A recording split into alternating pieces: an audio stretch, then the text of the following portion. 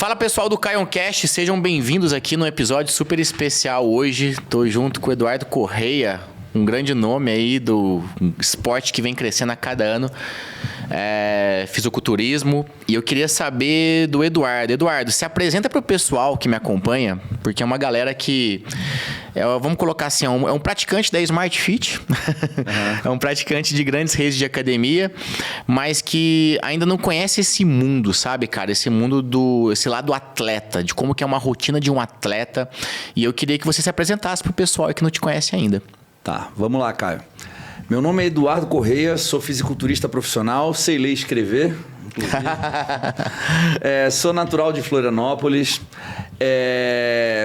Tive uma trajetória no fisiculturismo bastante meteórica e inédita. Conquistei todos os títulos possíveis no amador, me tornei profissional em 2009, onde fui o 7º atleta da história a conquistar o título profissional numa estreia como profissional. Fiz 9 participações no Mr. Olímpia, dentre elas 8 finais. Então eu fiquei no topo do Mr. Olímpia. O Mr. Olímpia é a Copa do Mundo do Isso que eu ia falar.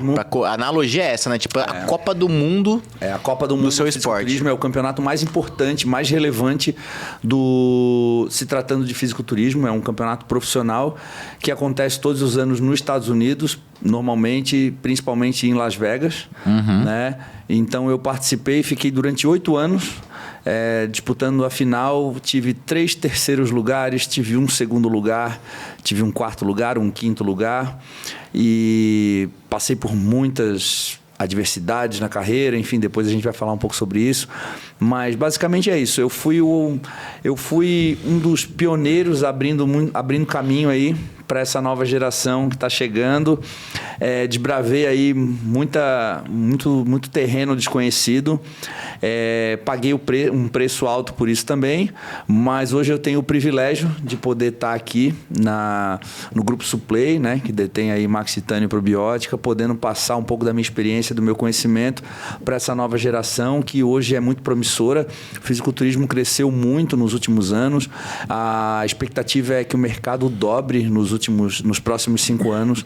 Então, claro que se a gente for comparar ainda o mercado e o esporte aos Estados Unidos, ainda é uma diferença abissal, mas o nosso potencial de crescimento é muito grande. A gente vê isso pelo número de adeptos, né, do fisiculturismo. Para vocês terem uma ideia, quando eu competi pela primeira vez em 2001, eu competi com aproximadamente 10 atletas, existiam 10 atletas na competição inteira. Hoje eu tenho um campeonato com meu nome, que acontece em Balneário Camboriú todo mês de maio, e nós tivemos, na última edição agora, no dia 5 de maio, nós tivemos 800 atletas inscritos. Então isso demonstra... Caramba! E quantos homens, quantas mulheres, por exemplo, disso aí? Para o pessoal entender, né? Tem muita mulher que me acompanha e às vezes até acredita, cara, que é um esporte, né, puramente masculino. A gente sabe que não, né? Mas qual que é a proporção disso aí? 800 pessoas, quanto que... Um Mr. Olímpia, por exemplo, é bem dividido? Como é que é isso? Cara, eu acho que é 60-40, 60% homem, 40% mulheres. A gente tem um pouco menos do público feminino porque nós temos mais categorias masculinas, né? Na masculina hoje a gente tem a Men's Physique, que são os atletas de bermuda, que se assemelha muito ao físico de praia, já se assemelhou hoje em dia, evoluiu muito o esporte. Né? Legal a gente falar sobre isso, galera. Então, assim, existe uma categoria, porque quando a pessoa pensa assim, nesse esporte, a pessoa pensa assim, meu Deus, eu não quero ficar daquele... O cara comum, né? Meu Deus, eu não quero ficar daquele tamanho, eu acho que passou do ponto, né? Você deve ouvir muito isso, né? Já passou do ponto. Só que, cara, é uma categoria. Vamos falar um pouco dessas categorias aí. Então, começando ali pela Men's Physique. Tá, vamos lá. Primeiro, quando alguém vê uma foto minha no quadro ali e fala, nossa, esse é tu? Aí eu falo assim, sou eu. Daí a pessoa, nossa, nem parece. Eu falo, ainda bem. Porque a galera tem que entender que quando vê uma foto de um fisiculturista no palco, existe toda uma preparação. Tinta, óleo, luz... manobras, estratégias nutricionais que faz com que o atleta fique com aquela condição naquela situação. Mas no dia a dia, obviamente, tirando o volume de massa muscular que a gente apresenta e a gente carrega com nós, a gente a gente tem um aspecto, principalmente as mulheres, né? Tu falou muito bem, existem várias categorias que atendem diversos tipos de critérios. A gente tem categorias desde Men's Physique, que são os homens de bermuda. A gente tem as categorias biquíni, que são as meninas que competem no biquíni. A gente tem a categoria figure, que são as mulheres com uma estrutura em formato de Y, que seriam os ombros maiores, dorsais mais desenvolvidas e as pernas mais longilíneas, assim, mais slim. Fica um pouco masculinizado ou não nesse ponto, né? Na tua opinião, assim, em termos de, né, dessas categorias? Porque você falou a biquíni. A biquíni, você falou que se assemelha a um corpo, vamos colocar, de praia, né? Claro que uma atleta numa praia vai chamar uma atenção, assim, não vai ser nada compatível com a maioria das pessoas que estão lá, mas qual que é o ponto que você acredita que, pô, parece um pouco, ficou masculinizado nesse ponto aqui, ou não existe isso, na tua opinião? Cara, assim, ó, eu acho que ao longo dos anos, vou falar aí dos últimos 10 anos, houve uma mudança no padrão do que diz respeito a se tornar masculinizado ou não, né? Eu acho que se a gente começar a perceber, por exemplo, alguns influenciadores colaboraram muito com isso. Hoje, antigamente as mulheres, qualquer veia, qualquer músculo um pouco desenvolvido já era mal visto, né? Hoje, inclusive, uma das categorias se criou justamente por ter desenvolvido esse padrão que seria a wellness, né? A wellness, o significado de wellness é bem-estar. Então, essa categoria ela foi criada justamente para atender uma demanda que é muito das brasileiras. Bunda, coxa, a parte superior um pouco menor, mas um desenvolvimento de membros inferiores maiores, glúteos. Então, apesar de muitas mulheres não quererem competir e, de fato, não quererem ter a experiência, subir no palco e tudo mais, mas muitas delas se inspiram nas musas, que é a Franciele Matos, a Ângela Borges. Então, são referências dentro do esporte, a Isa Pereira. São mulheres que, apesar de atenderem os critérios da competição, e muitas vezes não é aquilo que as mulheres buscam, elas se tornam fontes de inspiração, né? Hoje, o fisiculturismo se tornou fonte de inspiração. Não necessariamente uma pessoa quer ser um menino que está assistindo, ele quer ser um Eduardo Correia, um Ramon Dino, um Rafael Brandão, mas, de alguma forma, ele se inspira, né, para tentar, talvez, alcançar a melhor versão dele mesmo. Então, o fisiculturismo se trata muito disso, Caio. Se trata de buscar conhecer a sua melhor versão, não necessariamente subir no palco. Superação claro individual, né? Total individual. É um esporte muito individual, né, cara? É um esporte muito individual. Eu digo que não existe concorrência, né? É o quanto tu tá disposto a pagar o preço de se tornar aquilo que tu quer ser.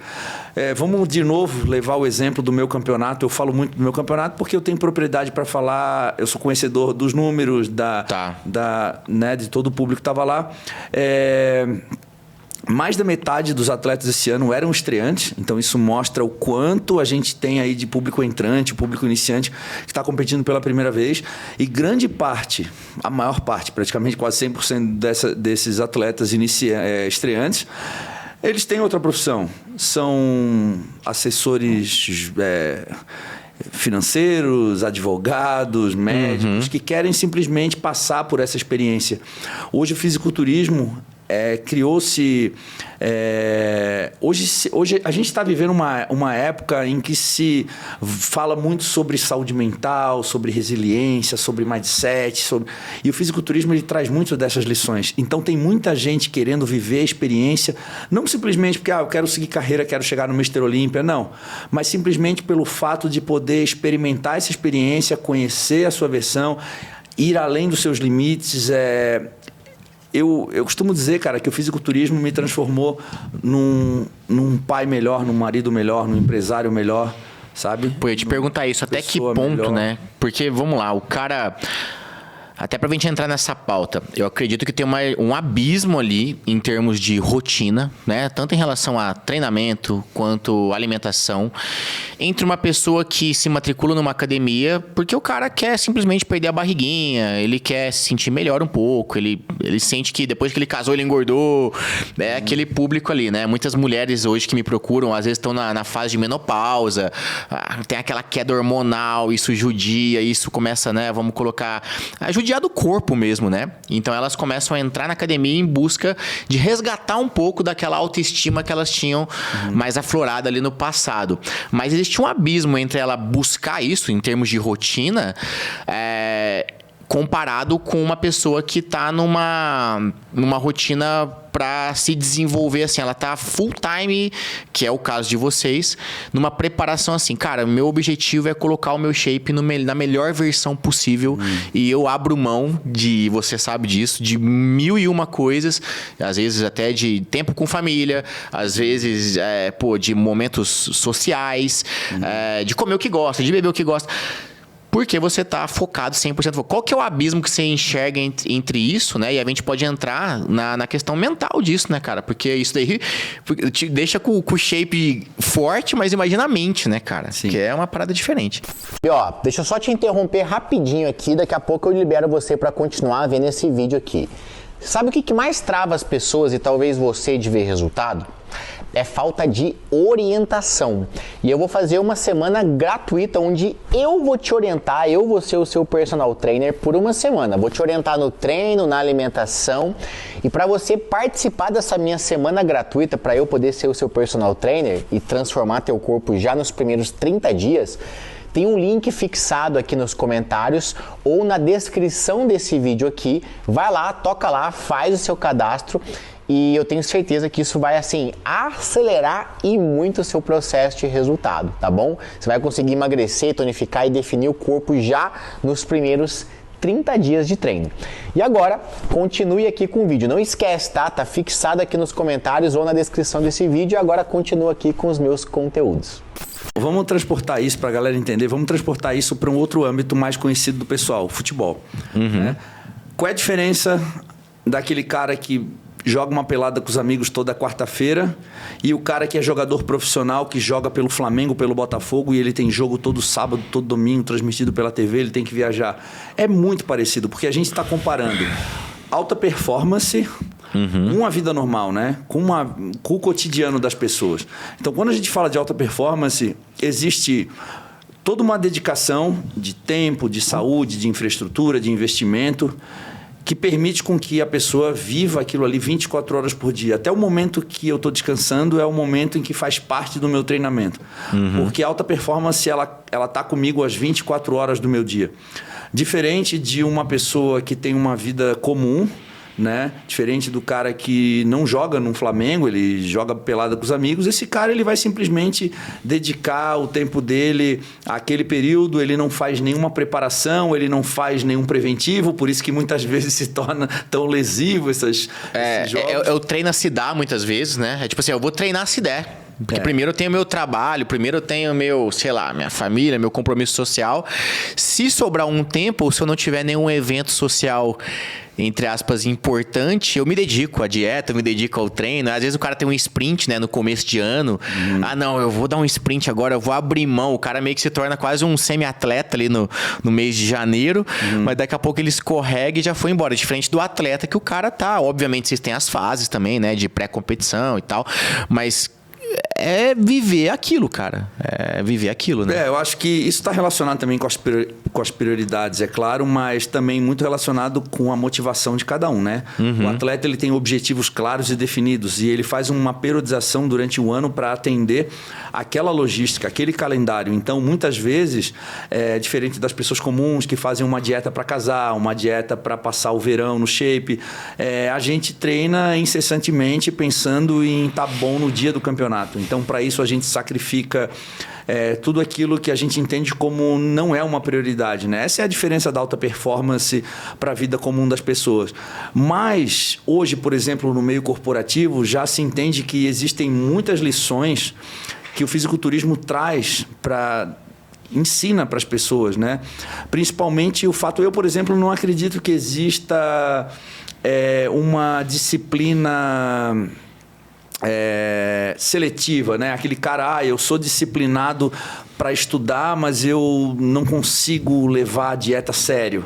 Então, acho que essa mentalidade, ela é construída, ela é adquirida ela é treinável, né? Então, da mesma forma que tu consegue treinar e transformar pequenas ações em hábitos que podem ser muito bons para a tua vida, eu também acredito que isso acontece dentro do fisiculturismo. Tem muitos atletas que descobrem o potencial muito cedo e desenvolvem isso e acabam... Eu, por exemplo, quando tinha 22 anos, eu tinha um potencial incrível, já tinha competido no Mister Universo, já estava dentro do esporte, mas eu ainda era um menino de 20 anos, então eu ainda estava sujeito à imaturidade, ao ambiente ao meu redor, e aos poucos eu fui construindo. Você era mais influenciado, né? Tipo... E aí eu tinha... Só que ao longo do tempo eu fui amadurecendo e os meus objetivos foram ficando cada vez mais claros, né? Eu acho que as pessoas vão construindo, né, essa mentalidade a partir do momento que elas vão entendendo que aquilo se torna um objetivo, elas se tornam motivadas a alcançar aquele objetivo. Eu acho que o primeiro momento é ter metas claras e definidas, né?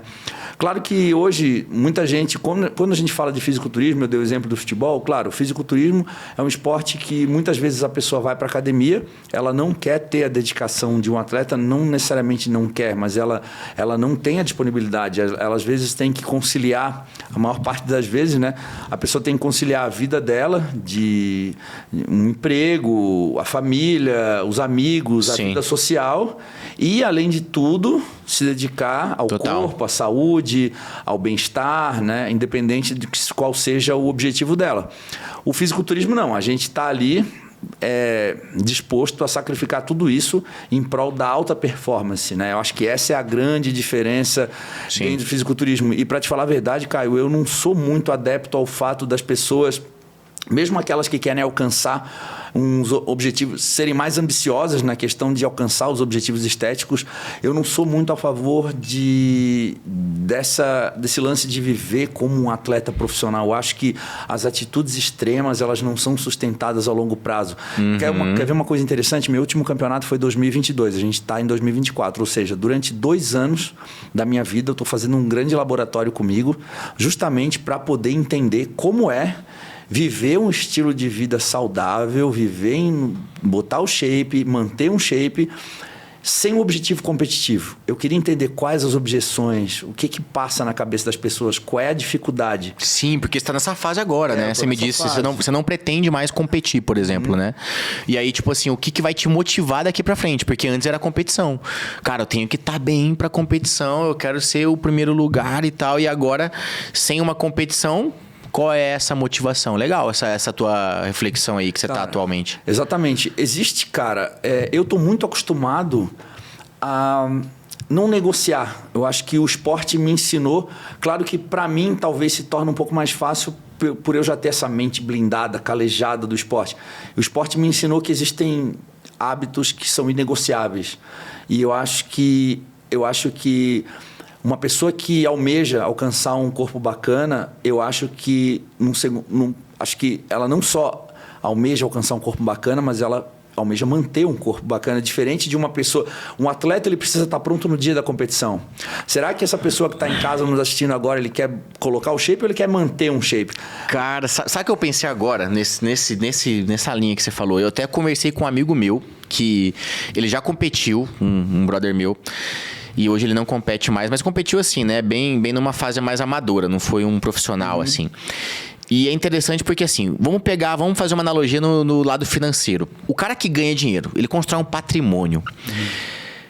O que dói para um cara que constrói um patrimônio? O que é o pior pesadelo de um cara que constrói um patrimônio? Em algum momento, na minha visão, perder esse patrimônio. Inclusive, ele faz de tudo para se blindar de alguma forma ou para continuar crescendo esse patrimônio financeiro, porque, pô, ele tem um estilo de vida agora que, pô, ele anda de carrão, ele mora numa casa boa, ele não se preocupa com dinheiro. Se uma hora ele perde isso, né?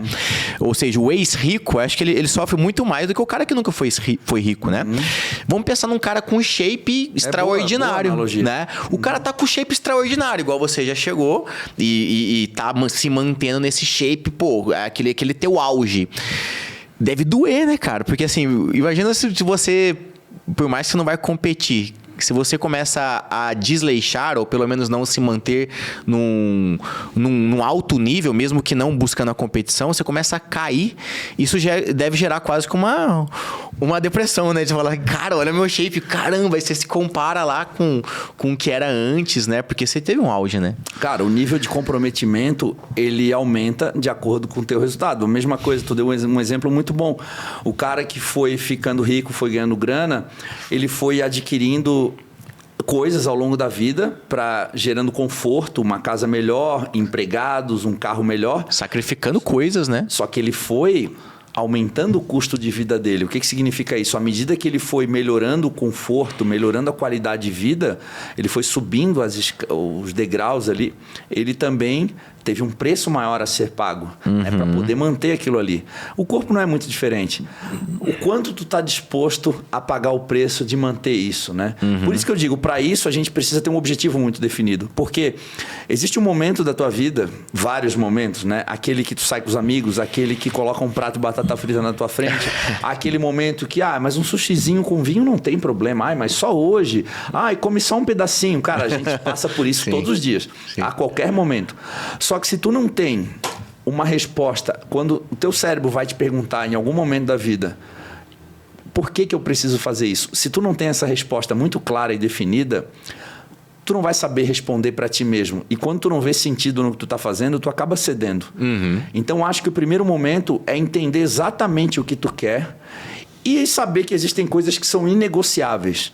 Eu hoje, por exemplo, eu sei exatamente o que eu quero para mim, eu sei exatamente como eu me sinto bem, eu sei o que me traz, como tu mesmo disse, autoestima, confiança. Eu sempre, cara, eu vejo a transformação das pessoas, não necessariamente aquele papo de dentro para fora. A transformação ela pode ser de fora para dentro.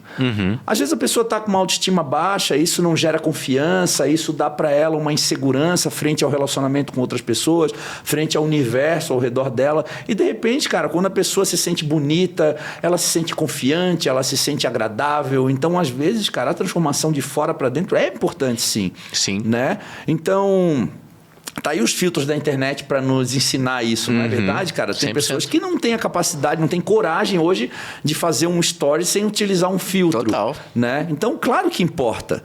E eu acho que é por aí, cara. Eu acho que quando a pessoa tem objetivos definidos, ela acaba tornando alguns hábitos inegociáveis. E à medida que tu vai... É muito engraçado isso, cara, porque, por exemplo, algumas pessoas devem estar vendo eu falar e falar assim, cara, mas ele é atleta profissional, ele vive disso, ele já tem isso inserido dentro dos hábitos dele. Legal. Só que, por exemplo, se eu vou inserir um novo hábito na minha vida, recentemente, há uns 3 anos atrás, eu queria ter o hábito da leitura. Eu sempre quis poder ter o hábito da leitura, não porque eu preciso estudar, mas eu já fiz 2 faculdades, mas é porque eu queria realmente parar e ler um livro, né? E isso para mim, cara, foi difícil. Eu estava tentando inserir um novo hábito, né? Um novo comportamento dentro da minha vida. E no início foi igual construir massa muscular. Eu não cheguei no primeiro dia na academia e fui direto agachar com 200 quilos e fazer leg com meia tonelada. Eu precisei ler 5 páginas e parar porque eu estava cansado. Sim. Precisei ler 6 páginas. Na outra semana eu precisei ler 10 páginas. Até o momento que eu fui conseguindo desenvolver essa aptidão e tornar isso um hábito. Eu costumo dizer que às vezes uma ação, um comportamento, ele é como uma linha. E o hábito, ele nada mais é do que várias linhas formando uma corda. E quando tem isso inserido dentro da tua rotina, fica mais difícil de arrebentar. Sim. No início, parece um pouco difícil para as pessoas acreditarem que isso é algo treinável. Eu estou falando isso porque tem muitas pessoas que devem achar que se sentem incapazes de, em algum momento... estabelecer um hábito. Isso, mas... Porra, o Caio faz as coisas, eu queria ser como ele, eu me sinto tão frustrado, eu vejo que as pessoas conseguem, eu não consigo. Isso é totalmente treinável, sabe? Só que as pessoas têm que entender que, às vezes, pequenos comportamentos, pequenos atos, eles se tornam hábitos. Isso é uma construção diária. Total. Né? E você ter essa clareza. Ontem eu até fiz uma live daqui, cara. E aí eu falei no final da live lá uma parada que é o seguinte. Uma vez me perguntaram assim, Caio, caramba, eu vejo que às vezes eu apareço dando uns esporros, às vezes passo a impressão que eu sou extremamente nervoso e eu sou meio sarcástico nas redes. Aí eu falo assim, Caio, você parece que tá de mau humor o tempo inteiro, você é feliz? Perguntaram pra mim, né? Aí eu pensei e tal, e eu respondi na caixinha lá, falei, cara, o que é felicidade, né? Porque a pessoa acha que felicidade é um estado final, né? Sou feliz. E aí fica com o sorrisão na cara estampado. Não, cara, felicidade é quando você estabelece uma meta, seja ela qual for, né? Financeira, saúde, familiar, independente ou uma mistura disso tudo. E você sente que você está caminhando em direção a essa meta. Exatamente. Quando você sente que você tá nesse caminho, cara, você é feliz. E aí eu parei pra pensar, falei, cara, eu não paro, bicho. É o tempo inteiro eu correndo atrás das minhas metas, do meu sonho e das minhas ganâncias, não só, enfim, financeiras, mas ganâncias de vida, né? De maneira geral, não no sentido pejorativo, né? E, cara, quem tá no caminho, quem tá produzindo, não tem como ser uma pessoa infeliz, né? Inclusive, o contrário disso, o que é? A depressão, cara. O cara depressivo, o que ele faz? Nada. Ele quer se isolar, ele quer ficar parado, ele não quer fazer nada, ele não quer ver, ele quer ficar no escuro, inclusive, né? Ele não quer nem se ver. Então, o cara que é feliz, na minha visão, é o cara que tá buscando. Então, quando você acha esse caminho, né? Você acha, vamos colocar o caminho dessa felicidade, né? É o que torna você capaz de entrar nisso, né? Porque tem gente que fala, será que eu sou capaz de estabelecer uma rotina, um hábito? Cara, é o que você tá buscando? Primeiro vamos perguntar, é o que você quer? Né? Porque não adianta, né, bicho? Você sai perguntando assim para as pessoas da boca para fora, você quer colocar o shape, você quer perder a barriga, você quer emagrecer? A maioria vai falar que quer. Mas o comportamento mostra que não quer, ué. O cara não faz o que precisa. Verdade, não tem linha de chegada, né, Caio? É sobre viver o processo. Isso explica muito o que eu tô vivendo, né? As pessoas às vezes falam assim, Edu, tu não quer mais competir? Por que tu ainda treina tão pesado? Por que tu ainda leva a dieta tão a sério? Porque eu desfruto da caminhada, né? Eu acho que a gente está se autodesenvolvendo o tempo inteiro. Eu acho que eu procuro fazer as coisas que me faz feliz. Então, por muito tempo eu treinei visando um objetivo competitivo. Mas chega um momento da vida que aquilo faz parte de mim, que aquilo me deixa feliz. Então, hoje, eu estabeleci um equilíbrio, eu faço coisas que me deixam felizes e me trazem benefícios, né? Eu falo muito sobre o ato de se relacionar com o mundo ao teu redor, né? Tudo que te define é exatamente a forma com que se relaciona com as coisas, né? Por exemplo, a forma com que tu se relaciona com a comida é que vai dizer se tu é uma pessoa saudável ou se tu é uma pessoa obesa ou se tu tem diabetes. A forma com que tu se relaciona com o exercício vai dizer se tu é uma pessoa sedentária, se tu é uma pessoa que pratica atividade física, é feliz. Eu acho que tudo é uma questão de saber se relacionar com as coisas. E é justamente essa relação com o mundo à tua volta é que faz com que tu entenda que não existe linha de chegada, que a felicidade é nada mais do que a caminhada. O próprio caminho, exato. Exatamente. Você já sofreu algum tipo de preconceito, cara? Porque assim, a gente sabe que já se fala nisso, né? Muitos atletas até fizeram a brincadeira no começo. Porque, pô, não é comum ver um cara grande igual você, né? Você tá andando Você comentou comigo que você, de vez em quando você vai no shopping ali. Cara, vai no shopping, olha pro lado pra você ver. A maioria das pessoas tá fora do peso, o cara tem uma barriguinha. Você não vê um cara grande andando todo dia na rua, né? E aí, como é que é isso, cara? Como é que é esse preconceito? Esse preconceito vem de que forma? E por que você acha que ele existe nesse teu meio? Cara, um dos maiores preconceitos que eu tive, talvez não dos maiores, mas talvez os mais difíceis para mim, foram um preconceito dentro da minha própria casa, sabe? Eu acho que o preconceito se dá por falta de informação. Eu acho que é a grande causa de qualquer tipo de preconceito. Eu acho que é a falta de informação das pessoas diante de algum assunto, independente qual seja. O fisiculturismo, falando 10, 20 anos atrás, as pessoas tinham muito pouca informação a respeito disso, só que muito julgamento, né, sobre o estereótipo do atleta. Por isso que eu comecei essa live falando, meu nome é Eduardo, eu sei ler e escrever. Porque as pessoas partem, e todo mundo dá risada, porque... Tipo, ou é grande ou o grande é burro, né? Exatamente. Ou, enfim, parece que não é compatível o cara ser grande e inteligente ao mesmo tempo, Exatamente, né? É o estereótipo. Mas eu acho que com o tempo, à medida que o esporte foi se desenvolvendo, foi crescendo e foi se tornando um negócio, e dentro desse negócio gira muito a receita, investimento, mídia. Eu acho que as pessoas pararam para tentar entender o que é exatamente esse meio, né? E eu acho que o fisiculturismo veio para mostrar para as pessoas que existe um universo muito grande por trás disso, uma das formas que fez com que meu pai mudasse a concepção dele frente ao fisiculturismo foi o fato de ele ir para Las Vegas em 2010 pela primeira vez para poder me assistir.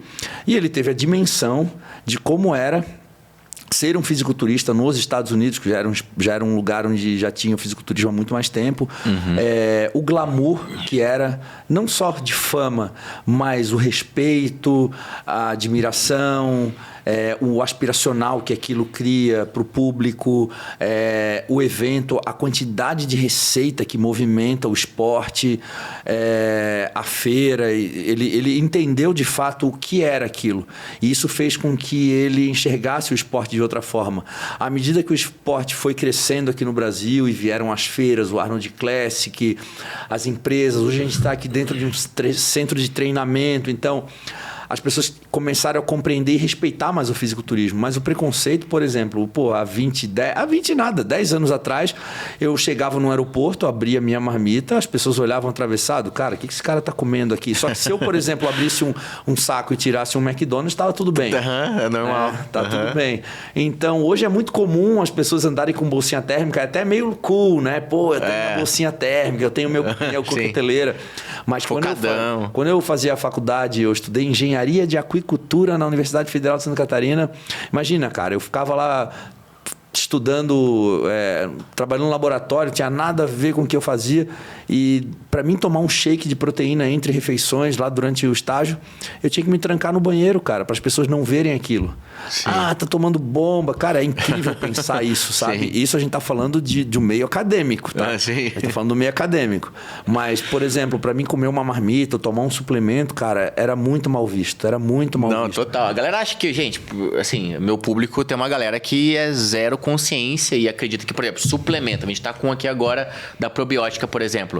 A galera acha que tem gente que não entende a diferença entre uma suplementação e um uso de hormônios, por exemplo, que é totalmente diferente uma coisa da outra, tá? Então, assim, suplementação, uma pessoa, mesmo não sendo atleta, pode e deveria consumir muitas vezes para facilitar a rotina de ingestão alimentar, principalmente proteica, no caso do whey. Então, gente, é uma parada que não é bomba, né? É aquela fama, tem até aqueles memes da creatina, né? De chegar para um senhor de idade e falar assim: se você soubesse que seu filho toma creatina, o que você faria? Aí o senhorzinho fala: eu deserdava, eu nunca mais olhava na cara. Como se o cara nem sabe o que é, entendeu? E hoje já tem, tipo assim, acho que a creatina é um dos suplementos mais estudados, com mais comprovação científica. Total. Né? E é super... Eu até respondi uma caixinha de perguntas essa semana falando qual suplemento seria ideal para uma pessoa acima de 50 anos. E com certeza é a creatina, por vários benefícios, saúde óssea. Sim, e tudo mais. Total. Então performance como geral, né? Isso. E, cara, pegando nesse gancho, né? Uma coisa que já foi discutida, eu lembro da minha época de faculdade, inclusive, né, cara? Eu me formei lá em 2010, 2011 eu me formei. Que é basicamente o seguinte: você pega hoje vários esportes, natação, judô, esportes olímpicos principalmente, se passa por um antidoping ali, onde o cara tem que estar, entre aspas, 100% natural. No fisiculturismo é quase que o oposto. É difícil o cara ter um nível competitivo sem fazer o uso de hormônio. Apesar de, né, hoje existe uma categoria, né, que não tem uso de hormônio, né? Queria que você falasse um pouco sobre isso.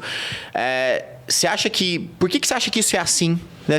Tem uma origem isso, né? Por que o fisiculturismo não é uma parada que, assim como qualquer outro esporte, é uma coisa que deveria, não deveria, né? Mas por que não cresceu de uma forma assim? Cara, se você tá usando hormônio, você passa no antidoping e, velho, não vai rolar, entendeu? Caio, vamos ser honestos. Acho que o fisiculturismo teria o mesmo resultado em termos de público, de audiência, de admiração, enfim, se os atletas fossem naturais, se realmente aqueles atletas desenvolvessem o máximo da capacidade natural deles, será que... O que você está falando é basicamente, até a gente pode entrar nessa linha, né? Que assim, existe um limite natural. Né, que não chama tanta atenção, vamos colocar assim. Seria isso? Seria essa linha que você está falando? Quando tu vai quando tu vai assistir uma corrida de Fórmula 1, Tu vai lá pra ver um carro correr a 300 por hora. Você não vai ver uma BMW correr, você quer ver um Fórmula 1 correndo, né? Um carro de rua chipado. Sim, total. Né? Quando tu vai no circo, tu quer ver o cara domando os leões ou tu quer ver o cara domando... O cachorro. Sim. Né? Então, faz sentido. Eu acho que eu não tô justificando o fato do uso. Eu tô tentando contigo aqui criar uma situação, o porquê que isso foi criado. De fato, eu acho que é o extremo do desenvolvimento muscular. Né? Eu acho que o fisiculturismo profissional, ele objetiva o máximo do desenvolvimento. E para isso, é válido o uso de qualquer recurso, todos os recursos para aumentar, é o máximo do desenvolvimento muscular.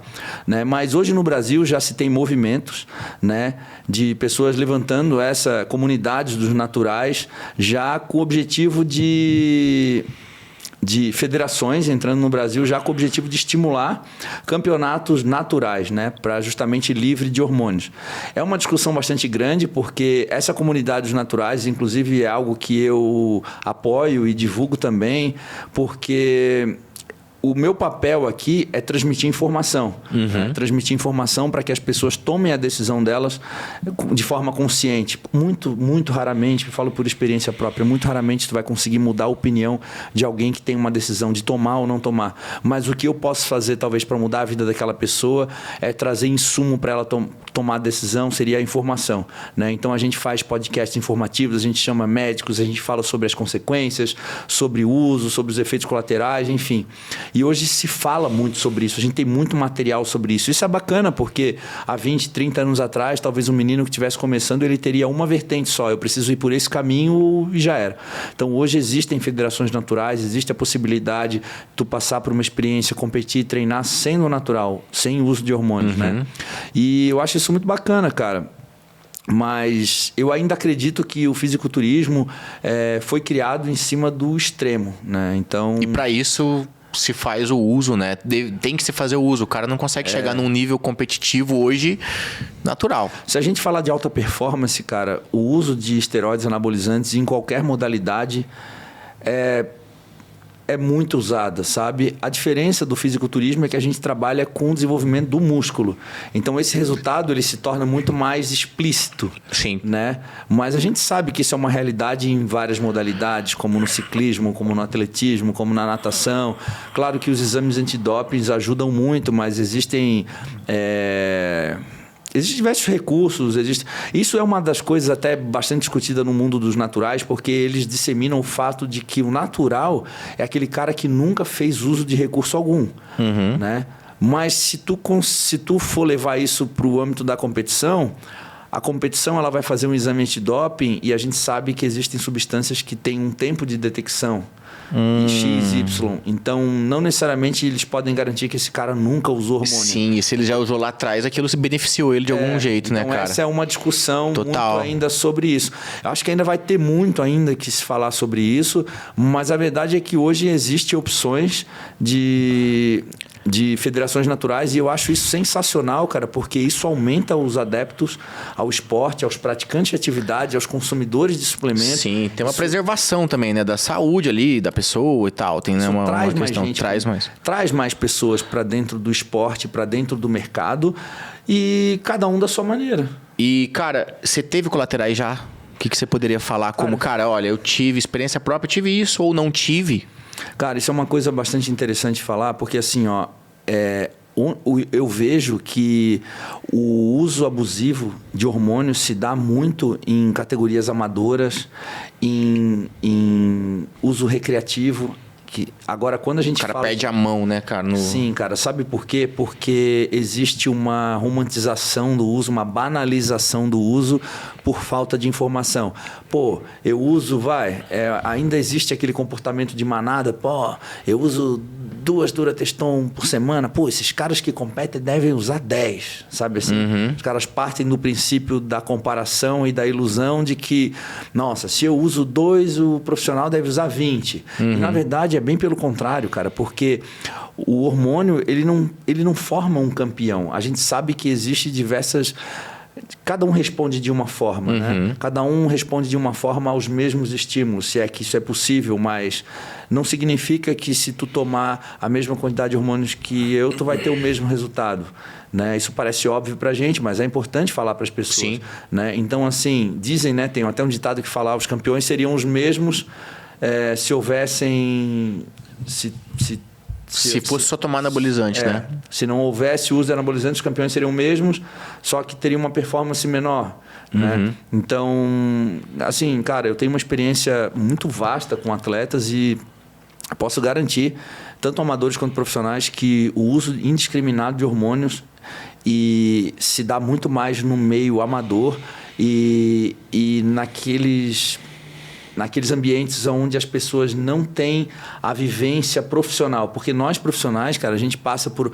Nós temos, da mesma forma que a gente tem nutricionista, fisioterapeuta, a gente tem médicos, a gente tem acompanhamento, eu faço exames do coração, eu faço exames de sangue a cada 2 meses, eu faço um monitoramento... A cada 2 meses um check-up.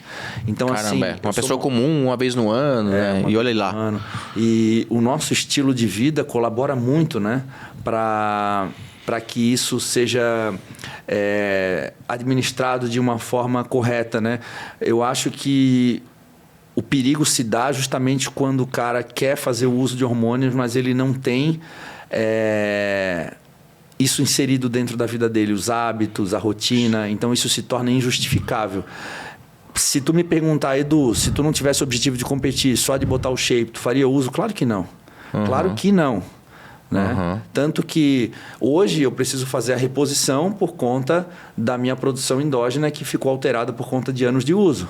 Mas a verdade é que, e no meu caso especificamente, como eu tinha categorias por limite de peso, isso me ajudou muito, porque eu sempre tinha dificuldade em bater o peso, então o hormônio para mim acabava se tornando um termômetro ali, eu não podia usar além, porque eu também tinha que controlar o peso. Então, o fato de eu competir em uma categoria que tivesse limite de peso, de alguma forma me freou muito. Mas eu sempre fui um cara muito preocupado com a saúde, eu sempre fui um cara preocupado com a qualidade de vida, com a longevidade da minha carreira. Então, eu sempre fiz um acompanhamento muito, muito intensivo, né? E eu percebo que esse controle indiscriminado e a falta de supervisão se dá muito fora do âmbito profissional, infelizmente. Né? Sim.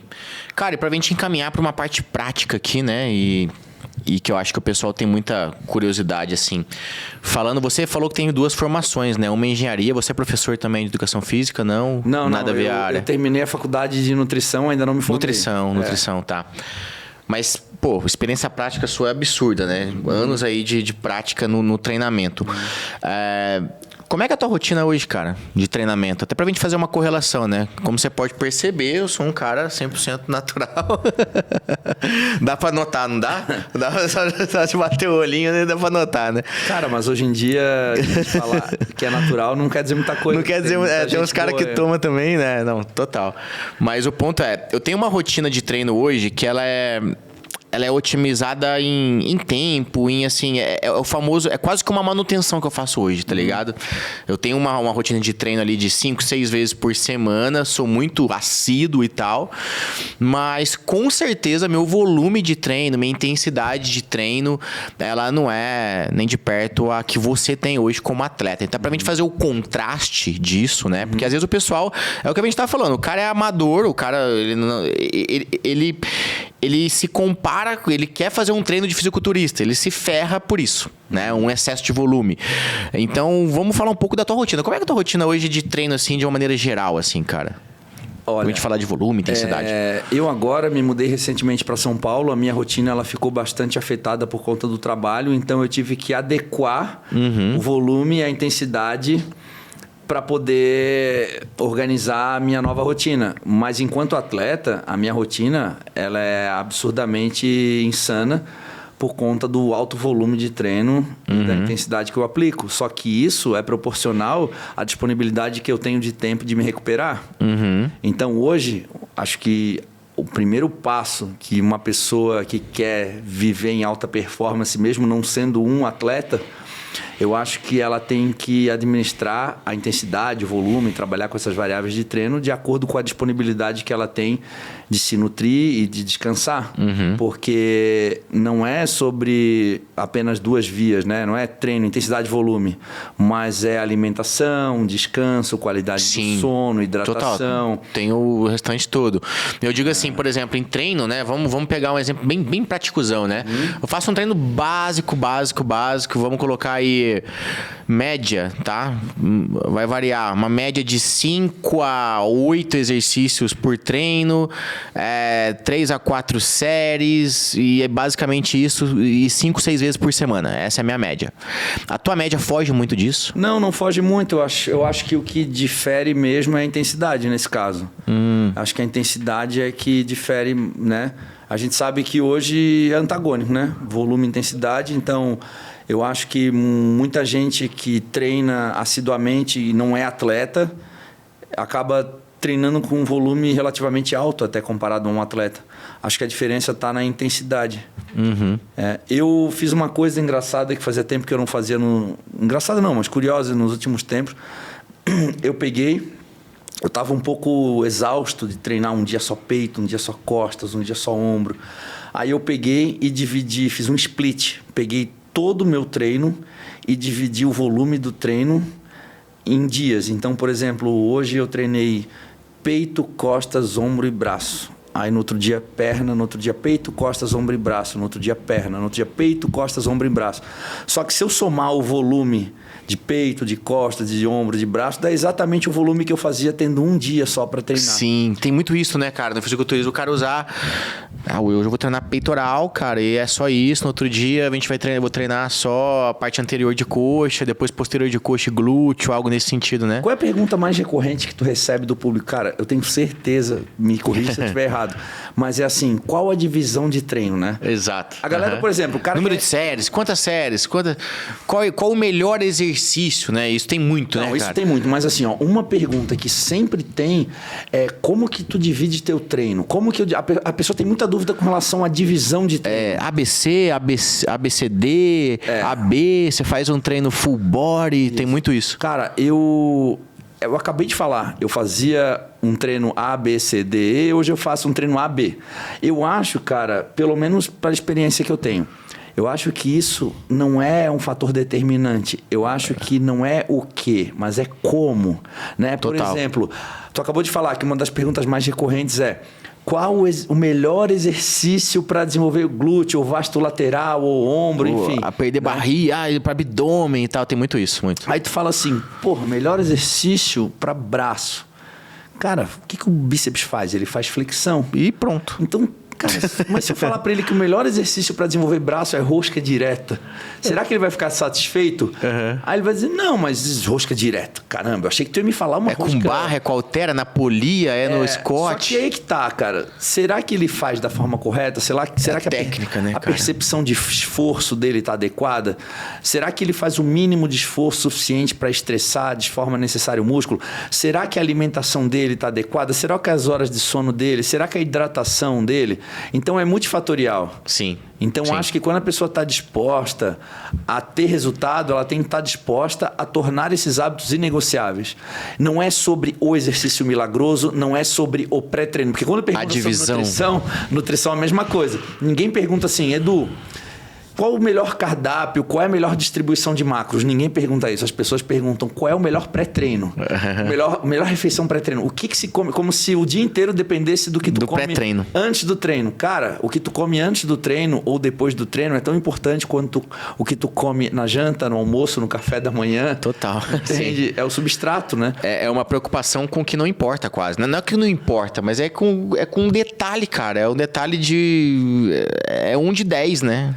O que eu tô querendo passar pro teu público que tá nos assistindo não é confundir ainda mais. É dizer que uma das coisas que tem em comum entre a pessoa que está lá treinando como hobby, simplesmente para ter um shape bacana, para um atleta de alta performance que vive exclusivamente disso, é que as duas pessoas... A gente falou muito sobre diferença, eu quero falar um pouco sobre o que há em comum.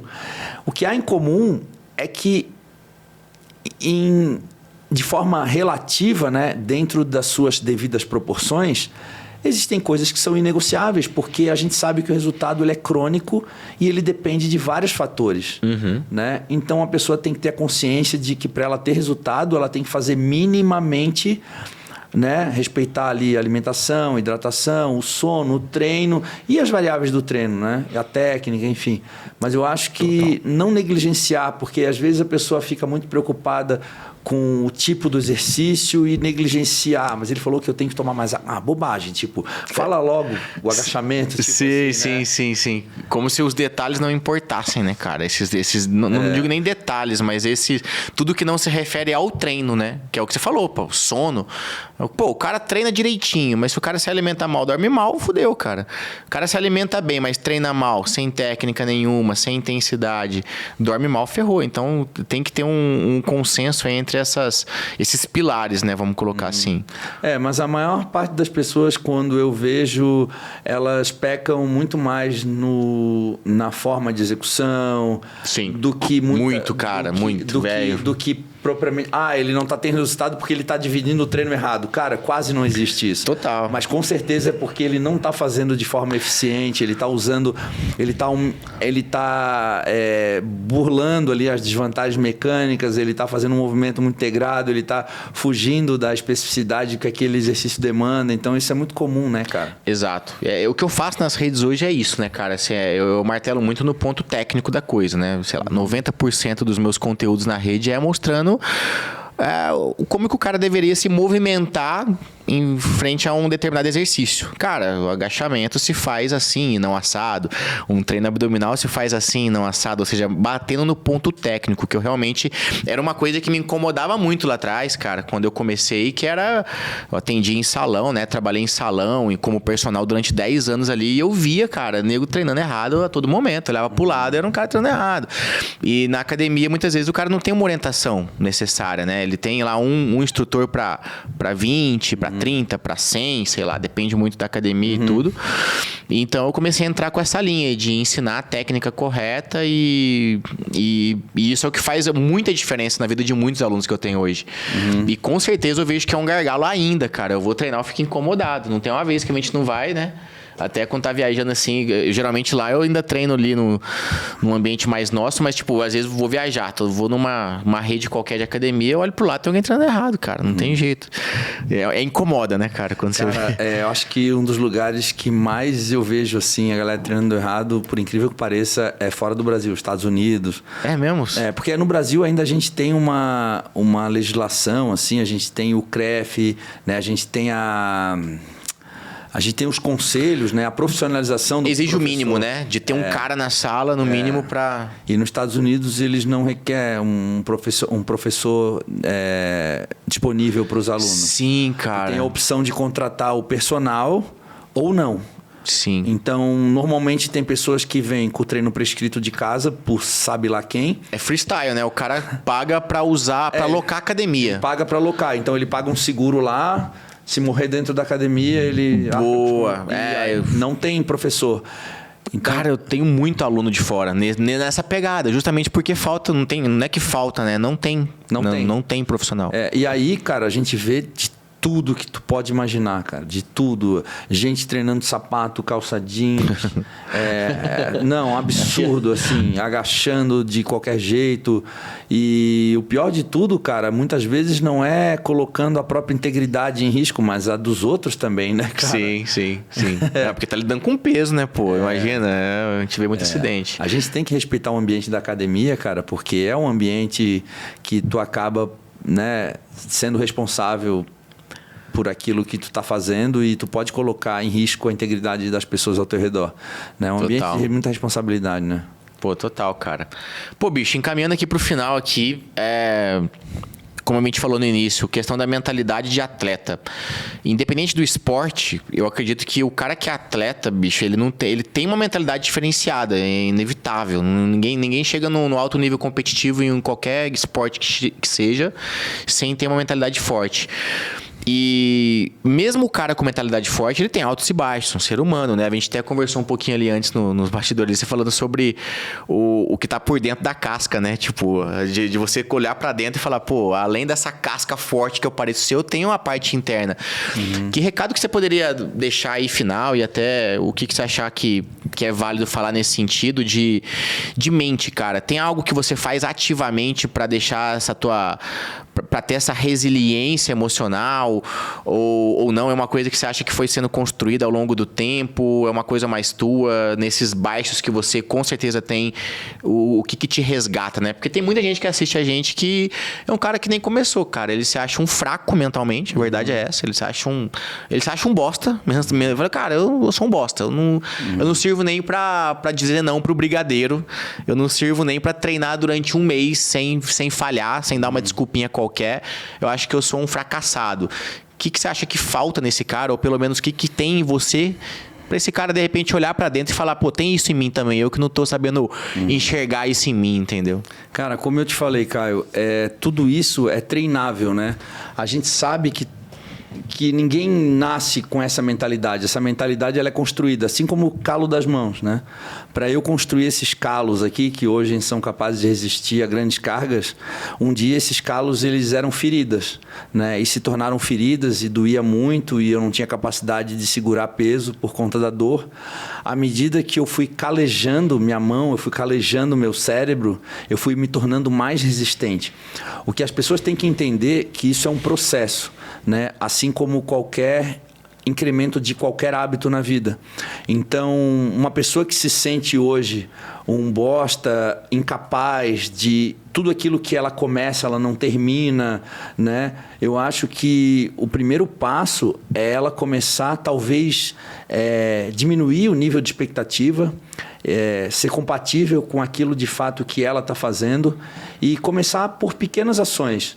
Cara, começa arrumando a cama, começa lavando a louça, começa a lavar o prato que come, começa a cuidar de pequenas coisas ao teu redor. Talvez tu tá negligenciando pequenas coisas e talvez tu tá em pequenos atos ensinando o teu cérebro que é dessa forma que deve ser. Né? Por muitas vezes a gente acaba deixando de fazer pequenas coisas, pequenas obrigações, pequenos compromissos diários e a gente está ensinando cada dia um pouquinho para nós mesmos de que não tem problema algum e tu vai gostando disso, porque a gente gosta da facilidade, a gente está sempre buscando a facilidade, mas onde a gente cresce e se desenvolve é justamente na dificuldade. Então hoje eu crio novos desafios para poder me autodesenvolver. E o que eu quero dizer com isso é que quando tiver difícil, é justamente através dos obstáculos, das dificuldades que tu vai conseguir crescer. Então essa dificuldade que tu está passando hoje para fazer qualquer tipo de atividade é justamente o teu crescimento, né? Isso faz parte do ser humano. Então tentar não negociar com pequenos atos diários, talvez olhar o mundo, talvez colocar a lente mais próximo e enxergar, peraí, eu estou querendo me tornar uma pessoa que não é compatível com as minhas ações hoje, né? Olha um pouco mais para perto, enxerga, olha o mundo ao teu redor. Será que tu não está pecando nas pequenas coisas ao teu redor? Será que tu é um bom marido? Será que tu é um bom funcionário, um bom patrão? Será que tu não está negligenciando? Será que tu já não aprendeu a negociar com essas pequenas coisas? Como que tu vai tornar grandes hábitos inegociáveis se tu não consegue tornar algo simples e negociável, né? Então, eu acho que é uma construção, né? Eu acho que a gente tem que voltar um pouquinho e entender que é um passo de cada vez, né? As pessoas criam uma expectativa muito grande diante das coisas e acabam se frustrando. Eu acho que aquilo que a gente falou, entender que é um processo e colocar as falhas e os erros partes do processo, porque vai tornar essas falhas menos frustrantes, porque tu vai falhar muito. A maior parte do que eu ensino hoje para os atletas foram através dos meus erros e não através dos meus acertos. Então tudo que os atletas hoje têm a capacidade de de receber, às vezes, um conselho, algo muito valioso que pode, talvez, economizar um ano na vida desse cara. Pode ter certeza que, às vezes, eu precisei pagar um preço muito caro para estar entregando esse material. Da mesma forma que tu também hoje entrega tanta coisa para o teu público, talvez não, com certeza tu tem que pagar um preço muito caro por isso. Então, entender que a falha e os erros vão fazer parte do processo e que cabe a nós devagar, cada vez mais, e quebrando essas objeções e tornando isso inegociáveis até o ponto que tu consiga, de fato, se comportar como a pessoa que tu gostaria de ser. Acho que é por aí. Pô, massa demais, cara. Massa demais. Cara, foi assim, prazerzão mesmo falar contigo, trazer essa visão aí desse mundo que até então eu exploro, como eu te disse, né? Muito pouco nas minhas redes. No máximo uma brincadeira ou outra. Ontem eu fiquei fazendo graça aqui, que eles tiraram um cartaz ali, você viu, né? Aqui, gente, no CT aqui tá cheio de foto da galera do fisiculturismo aqui, os caras tudo sem camisa e pá, metendo as poses. Aí tiraram um cartaz lá, eu falei que vai ser a minha foto que vai estar lá, de sunga lá. E aí eu fiquei fazendo uma zoeira ali, cara. Então, assim, é uma parada que eu não trouxe ainda, né, ninguém pra falar sobre isso na minha rede, até porque eu nunca vivi esse mundo, né, como atleta. Eu sou um profissional de educação física que trabalhou dentro de musculação, hoje eu vivo isso, tenho um projeto em cima disso, mas nunca fui o cara que foi atleta. Então, muito massa trazer você, queria te agradecer aí pela presença, por estrear essa presença aí, né, quero trazer mais pessoas também. E deixa o seu contato aí pro pessoal que não te conhece aí, poder conhecer suas redes, o que você achar importante aí. Cara, meu Instagram é @Correia Bodybuilder. E eu tenho um canal no YouTube também, Eduardo Correia Oficial. Boa. É onde eu faço desafios. Hoje eu estou fazendo um desafio com o Guto Galamba, que também não é atleta.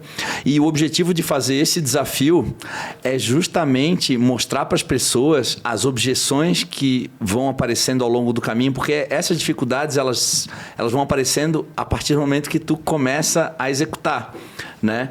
E aí eu mostro, através desses episódios, as quebras de objeções. Como a gente vai lidando com as dificuldades, como que a gente vai manobrando esse planejamento para conseguir ter o resultado final que a gente alcança. Tudo isso que a gente conversou aqui, a gente vai detalhadamente mostrando em cada episódio. Pô. Então, esses desafios legal, cara, lá no meu canal. Convido a galera para assistir. Legal, a gente vai deixar na descrição do YouTube, tá, pessoal? Espero que vocês tenham curtido aí o episódio. E deixa o comentário, pessoal, porque assim, é uma temática bem diferente, né, que a gente trouxe aqui. Deixa a opinião de vocês nos comentários aí do canal do YouTube, do Instagram também. Deixa um comentário pra gente saber se vocês curtiram isso aí. Se curtiram, a gente vai fazer mais vezes, trazer mais convidados aqui nessa temática. E obrigado mais uma vez, bicho. Valeu demais. Valeu. Tamo junto. Valeu. Valeu. Abraço. Se inscreva no canal. Curte aí. Abraço.